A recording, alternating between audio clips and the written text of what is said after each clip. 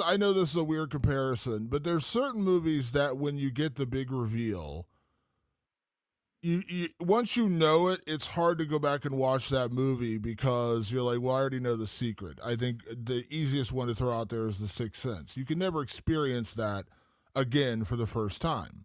You can still enjoy the movie, but that thrill you got when you're like, holy shit, Bruce Willis is a ghost. Sorry, I spoiled a movie that's 30 years old.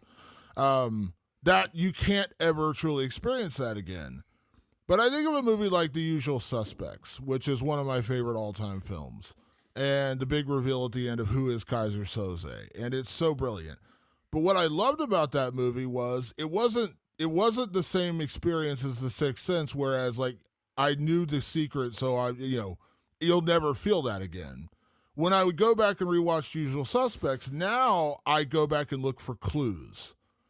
Where did this come from? Where did the story come from? How did it unravel? What didn't I see the first time around? What little hints did I should I have picked up on that I didn't pick up on who is actually the big bad in this movie? And I've seen The Usual Suspects dozens of times. It's one of my favorites.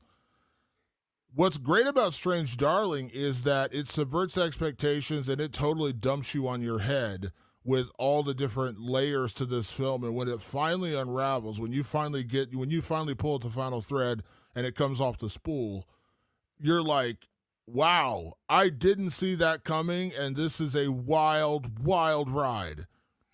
But when it was over, my first thought was, I want to see how Patrick reacts because I know the secret you didn't know, but I wanted to see what your reaction was.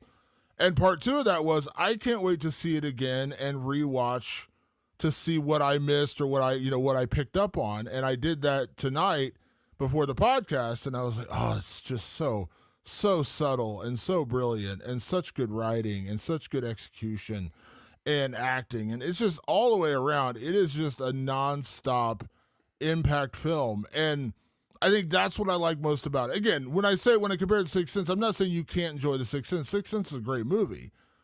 But the experience I had with that versus like The Usual Suspects, I don't revisit The Sixth Sense very often. It's a good movie, but I don't feel the need to revisit it very often. The Usual Suspects, I do. And that's kind of why I compare it to Strange Darling, because while there's some secrets in this film that once you see it and you have it happen, you're going to be like, holy shit.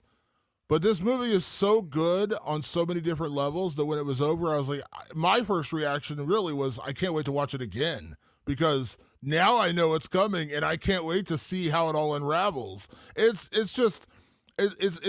really, really brilliant storytelling and filmmaking and acting all wrapped into one. And that's all you can really ask for in a movie.